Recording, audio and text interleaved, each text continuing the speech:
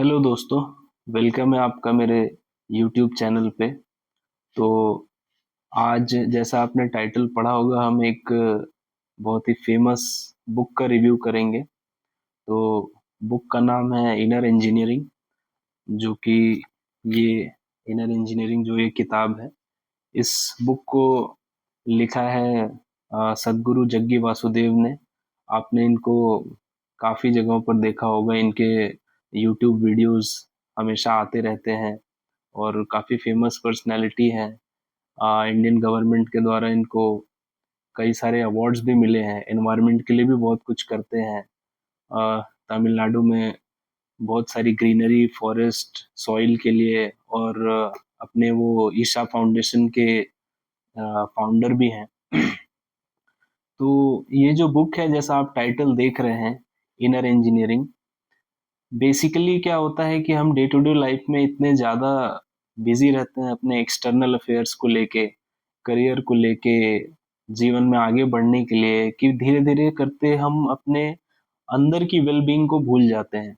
हम भूल जाते हैं कि जो कुछ भी है हमारे पास, वो अंदर से खुश रहने पे ही है। भले हम बहुत सारे पैसे कमा ले, काफ़ी सारी चीज़ें आ जाए हमारे पास, बट अगर जब तक हम हमारा माइंड और हमारा बॉडी दोनों सीमलेसली अलाइंड नहीं होगा, तब तक हम लाइफ में खुश नहीं रह सकते।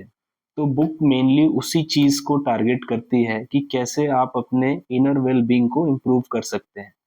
तो बुक शुरू होती है तो उसमें सदगुरु मेजरली अपने पर्सनल लाइफ, अपनी शुरुआत, और कैसे इस फील्ड में वो आए, इस चीज़ को दर्शाते हैं।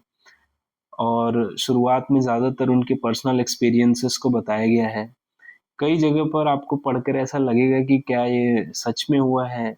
ऐसे-ऐसे इंस्टेंसेस है बुक में जो सदगुरु बोल रहे हैं कि उनको पर्सनल लाइफ में एक्सपीरियंस हुए हैं। कहीं-कहीं उन्होंने ऐसा लिखा है कि वो एक बार टेबल पे बैठे डिनर करने के लिए, और एक बादाम के टुकड़े को देखते हुए उन्होंने रात से सुबह कर दी। तो बुक में ऐसे-ऐसे इंस्टेंसेस भी हैं। तो वो उसमें ये बताना चाहते हैं कि बहुत छोटी एज से उनका नज़रिया बहुत अलग था। जैसे हम एक पौधे को देखते हैं कि वो फूल में कन्वर्ट हो रहा है, तो हमारे लिए वो नॉर्मल हो गया है, क्योंकि हमको बचपन से सिखाया गया है कि ऐसे ही चलता है।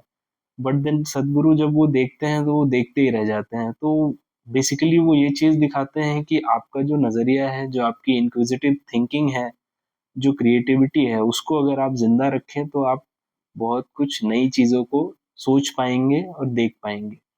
धीरे-धीरे करते हुए बुक आगे बढ़ती है, और बेसिकली फिर वो अपने टेक्निक्स पे आते हैं, जो ईशा फाउंडेशन में जो मेडिटेटिव टेक्निक्स हैं, जो चीज़ें वो बताते हैं कि जिससे आप अपने इनर वेलबींग को बढ़िया कर सकते हैं, उन टेक्निक्स के ऊपर किताब आती है, और मेजरली एक-एक टेक्निक को लेके वो आगे बढ़ते हैं।